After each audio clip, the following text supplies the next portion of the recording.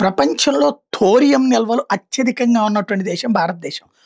వాస్తవంగా 2014లోనే ప్రపంచంలోనే highest reserves ఇండియాలో కనుక్కున్నారు. మొత్తం భూభాగం మీదనే హైయెస్ట్ ఉన్నటువంటిది. ఆత్మనిర్భర్ భారత్‌లో భాగంగా nuclear, space, defence, advanced manufacturing మీద అడుగుపెడుతున్నటువంటి వేళ ఈ థోరియం చాలా ముఖ్యమైనదని ఆనాడే ప్రస్తావించారు.